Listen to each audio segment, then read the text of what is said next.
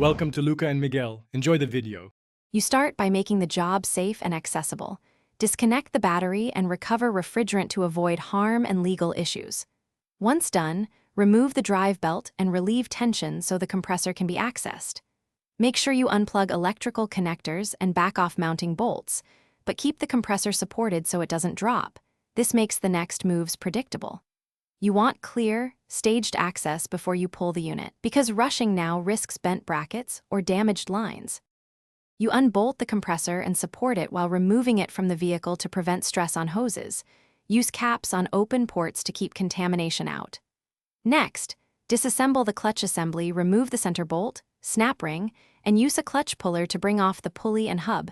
This reveals the bearing. Then press the old bearing out using a hydraulic press or bearing puller. Clean the shaft surface, and cold fit or lightly lubricate the new bearing so it seats squarely without damaging seals. You reassemble the clutch and pulley, torquing to factory specs and setting the air gap with a feeler gauge so the electromagnetic clutch engages reliably. Once assembled, reinstall the compressor, reconnect electricals and lines, and add the exact PAG oil specified. Overfilling changes lubrication. Evacuate the system with a vacuum pump to remove moisture, then charge the correct refrigerant amount. Finally, run the AC. Listen for bearing noise and watch pressures.